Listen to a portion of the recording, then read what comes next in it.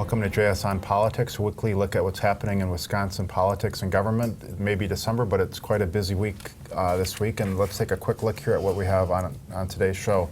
We'll talk first about how a little-known government board is the latest front when it comes to the push to close off records from the public. We'll talk about national security issues with Craig Gilbert and compare and contrast on Ron Johnson and Russ Feingold. It wouldn't be a show without some talk about Donald Trump. And we'll talk about an investigation into problems at the state juvenile prison in Lincoln Hills. And of course, we'll take some viewer questions, so please send some of those in. But let's start with the open records issue. Let me introduce my panel. Right now we have got Watchdog columnist Dan Bice with us and Mary Spikuza, political reporter.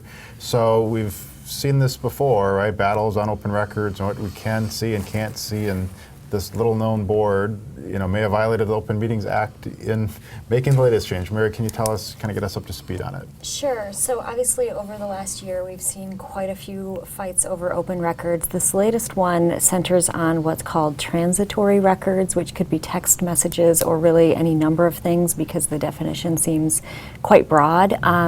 But essentially, there was a records request to get text messages linked to a deal involving a loan from the WEDC, which has had some trouble.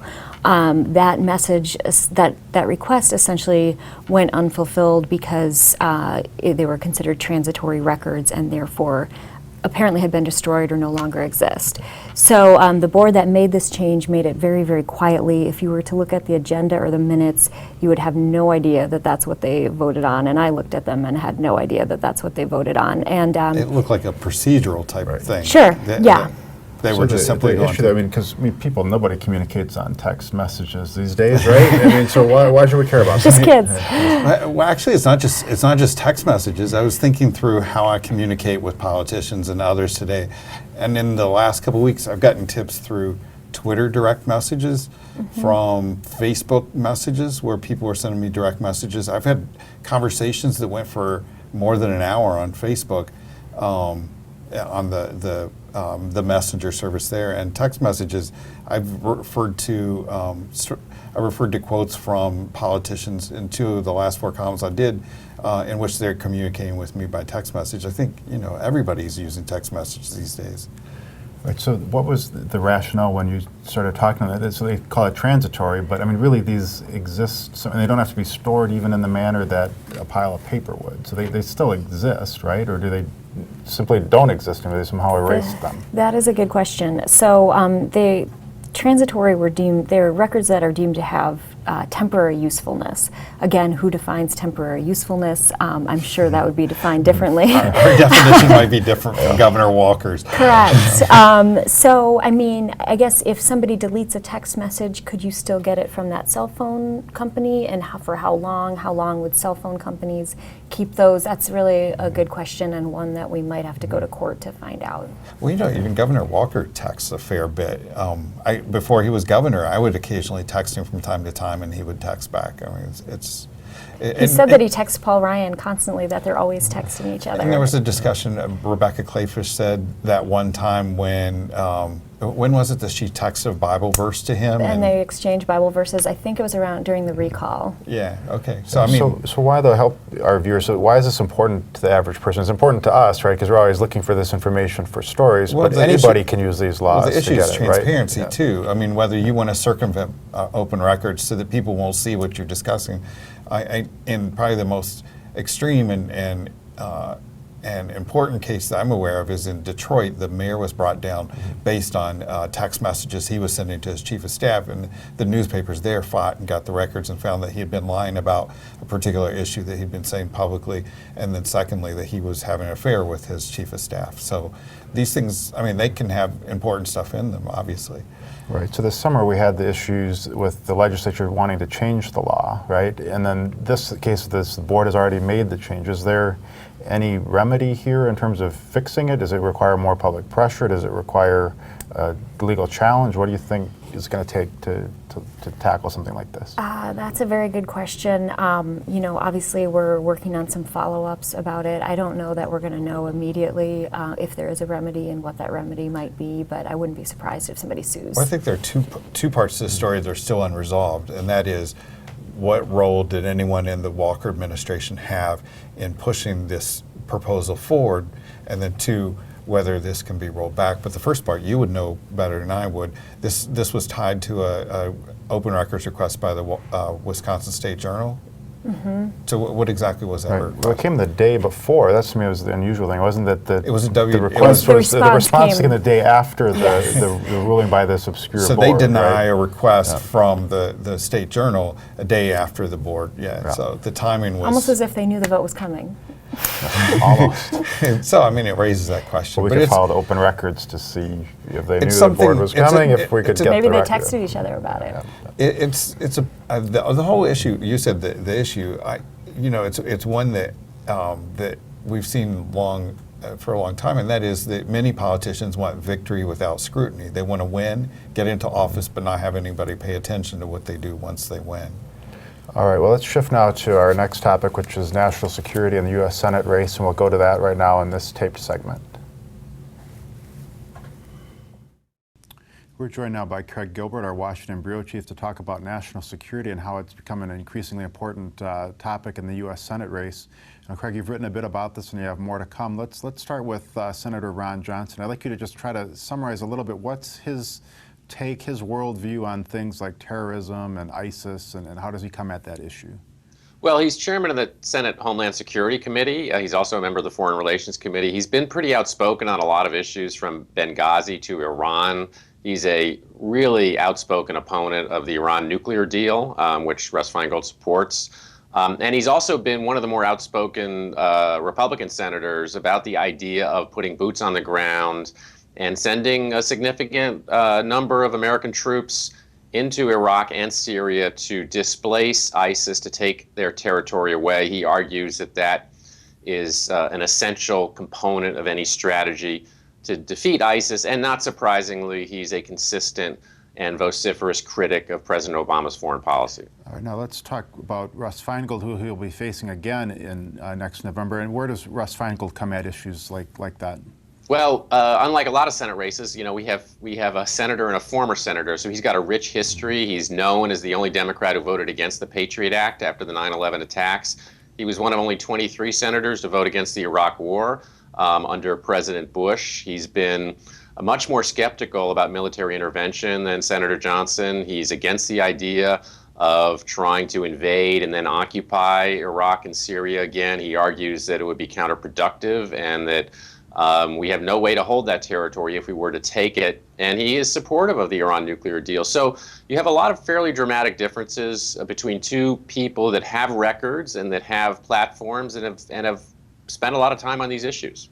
All right, so we're still a ways off from the election, of course, but in terms of where the American public is today, do you think they align more closely with Ron Johnson or Russ Feingold's take on how to approach things? Well, it's kind of a moving target, and it depends to some degree on what the issue is. Some of these issues cross party lines, like the Patriot Act and civil liberties and national security. There are differences within the Republican Party. I mean, Ron Johnson, supports restoring the NSA mass surveillance program that fellow Wisconsin Republican Jim Sensenbrenner took out. And there's divisions within the Republican Party on that issue. There's divisions within the Republican Party on the use of troops.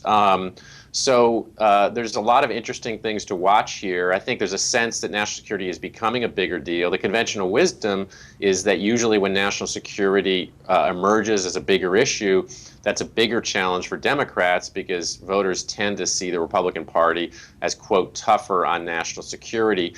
But it's never that simple, and there's a lot of interesting cross currents in this race. I mean, national security is typically not the decisive issue and hasn't been in most recent elections, and it'll be interesting to see whether that changes at all in 2016. All right, let's shift things a little bit to the presidential side of things, and Donald Trump in particular, where his comments this week about Muslims and maybe we shouldn't allow any into the United States as immigrants created quite a stir. Talk, if you could, about Speaker Paul Ryan in particular and how he responded to Donald Trump and how you think that went over. Well, I mean, Paul Ryan, as he put it Tuesday, doesn't normally comment on the presidential race, but he was pretty pointed in criticizing the idea of having a religious test.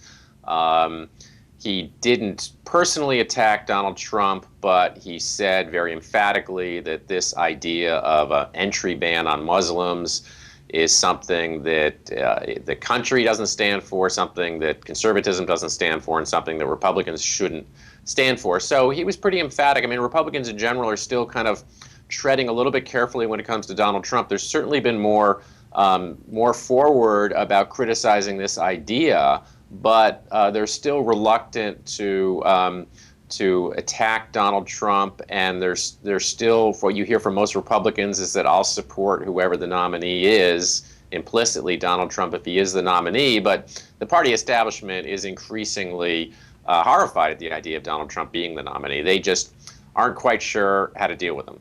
All right, we'll leave that discussion there, and we'll have a little bit more about that with our panel when we get back to that. Thanks, Craig. Thank you. All right, we're back live and joined by our panel here to talk a little bit more about Donald Trump. It's a politics show, and he's the story. Thursday, on a lot of we're this going to stuff. talk Donald Yeah, Trump. you have to. But I mean, his the big story this week on the no Muslims in the United States. A lot of blowback from even Republicans, of course. What's your sense, Dan, of how people are handling that? And I've been wrong on Donald Trump so often. well, can you be wrong again today?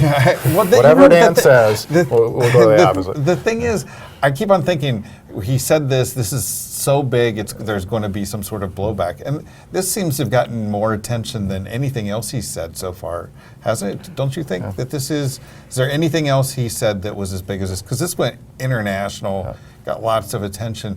So Well, just I'm the whole- assuming that the idea when you say, well, we were in a bar, folks, based on on a religion, and you religious- think about, well, what's the nature of the United States and all that. I mean, it resonates a lot differently than some of his other stuff. I But think. it is resonating within the party Yeah. too. There was a poll out today that shows that about 2/3 of the likely Republican primary voters say they like the idea that he put forward. So it's possible this actually helps him in the long run. But it will be the focus of the debate next week, and it'll be interesting to see how the others responded. Several of the other candidates have responded openly and denounced it, but someone like Ted Cruz has not been very direct in what he thinks of the proposal. When you see things, Mary, like the level of support, say, for Trump's comments, and any of his level of support in general, is that the electorate that's going to be actually voting next year? Is that people today saying, well, you get the pollster calling and say, well, yeah, I'm going to vote on the Republican side. I mean, who are these folks? I think, obviously Donald Trump has been a huge problem for Republicans really since he got in the race. If he goes to run as an independent, he's probably going to pull a lot of those folks. Even if they typically vote Republican, they could go with him if he goes independent. So, I think that it just continues to kind of stymie Republicans, and they don't know exactly how to deal with them. Well, you can see the difference in some of the polls in Iowa where he's in front in one, but in second place in another. And the difference is that in the one poll, it included a lot of people who were not traditional caucus voters. So these are people normally outside the system who don't like how politics is operating right now. In Iowa, it'll be interesting to see if he brings in people who don't traditionally vote. Right. Well, I've heard one characterization of it as that the Republicans can't win the presidency with Donald Trump, and they can't win it without his supporters. So you're kind of in this delicate little dance of how do you, keep them in the not running independently and all these other things. And the establishment's trying to figure out what to do. I mean, just yesterday, Ron Johnson said he would support whoever the nominee is, including Donald Trump. But the Washington Post wrote that if he gets the nomination, that Ron Johnson will probably be the second most likely senator to be hurt by it. So what do you do? Do you want to seem like a team player, or do you want to, end up jeopardizing your future? And there was this 7-page paper outlining how candidates are supposed to be like Trump without actually endorsing Trump that came out in the past week. All right, let's look a little bit at the rest of the debate field. So this is another opportunity for the Republicans to become the next in line. Or only after this, I think there's a January debate, and then the voting starts. So who's got the most at stake other than Donald Trump on next week when they have their debate? It seems like Cruz is doing quite well these days. I know that there's an issue with him in Iowa and corn subsidies and him not supporting that, so who knows how that'll go if he starts to rise to the top and people start attacking him. But I think I'll probably be watching Ted Cruz and Marco Rubio really closely in the next debate, and also see if Jeb can have a better debate than he's had recently. The others, Ben Carson's yeah. got to stop the bleeding, but this isn't a format that's good for him. So So you have that issue out there. But obviously Ted Cruz is the one. And you know, a number of his statements have not gotten much attention because he's not been out front. But he made one just recently where he said he'd bomb the Middle East to see if sand, If it glows in the dark or something, right? That's the thing. But because Donald Trump's statement, there was little attention for those things. I think I would not be surprised if there's more scrutiny of some of his comments over the past year during this debate. All right, well, let's turn to a topic very much in the news this week, which is the problems at the juvenile prison in Lincoln Hills and a John Doe investigation. We thought we were done talking John Doe last week, and there's a totally new one here. But Mary, can you tell us a little bit about what's happening up there, and we'll talk about what sort of the fallout is for the various people involved? Yeah, I mean, there are really serious allegations of sexual abuse, physical abuse, suffocation and strangulation. I think there's a young woman who tried to commit suicide who is in really serious condition. And it sounds like these were problems that were systemic, problems that went on for quite a while, and problems that were known about and kind of covered up. So But the Department of Justice has been looking at it since January, I believe. So it's something that they've known, but it does seem to be a systemic, larger problem.